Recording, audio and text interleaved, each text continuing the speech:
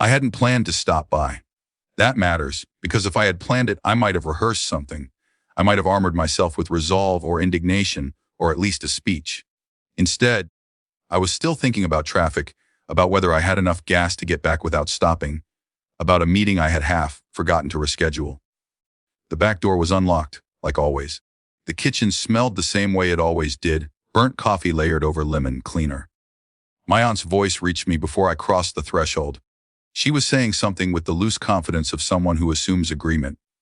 She thinks money makes her valuable. There was a pause, then my mother laughed. Not a surprised laugh, not even an amused one. It was indulgent, familiar. Let her think that, she said. She's easier to control that way. The word control didn't echo. It didn't thunder. It landed quietly, like a truth that had been waiting for a place to sit. I stood there longer than I realized. Long enough to notice that neither of them sounded angry. There was no resentment in their voices. What I heard instead was comfort, years of shared understanding, a shorthand built on certainty.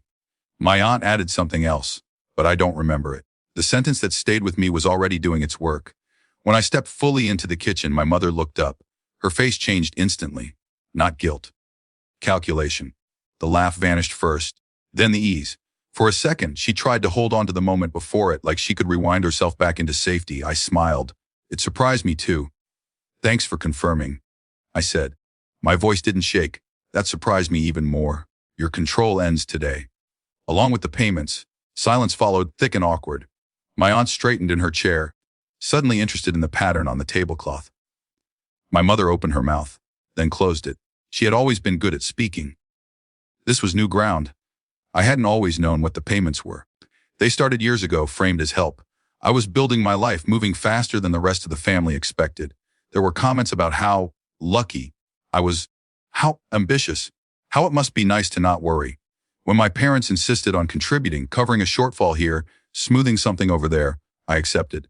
It felt unnecessary to argue when the offer came wrapped in pride. What I didn't see then were the strings. Or maybe I saw them and chose not to name them. The comments came gradually, suggestions about where I should live, who I should trust, reminders of how supported I was.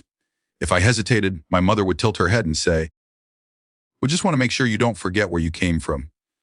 I thought that meant love. Standing in the kitchen, I understood it differently. The money hadn't made me valuable to them. It had made me manageable. My mother recovered enough to speak. "You're taking this out of context," she said. "You know how your aunt exaggerates." I didn't look at my aunt. There was no need. "Heard enough context," I said.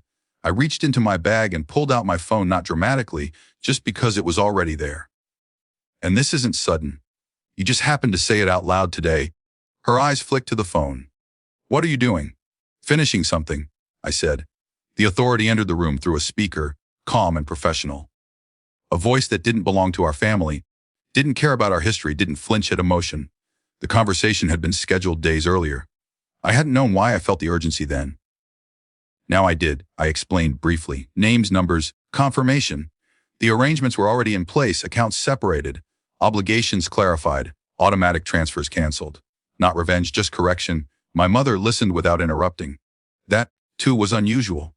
When the call ended, the kitchen felt smaller. The familiar surfaces looked unchanged, which somehow made the shift more real.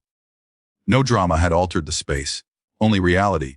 "You're being extreme," she said finally. "After everything we've done," I considered that.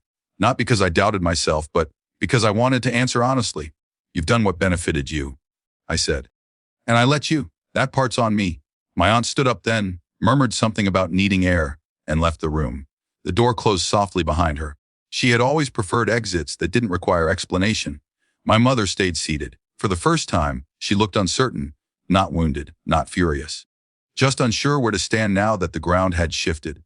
"You're going to regret this," she said, but without conviction. "Maybe," I said. "But I won't be confused anymore." That seemed to land differently. She folded her hands together, a gesture I recognized from childhood arguments, the signal that she was trying to regain control through calm. "This isn't how family works," she said. I nodded. "I know. That's why I'm changing my part in it." I didn't stay much longer. There was nothing left to say that wouldn't turn into negotiation, and negotiation would imply that the leverage still existed. It didn't. As I walked out, I felt the weight of what I was leaving behind, not just money, but an identity they had assigned me. The daughter who could be guided, the success that still needed approval, the value that required validation. The grief came later, quietly, in the car. In the realization that clarity doesn't erase loss, it just names it. But beneath the grief was something steadier. Not triumph, not satisfaction. Dignity, maybe.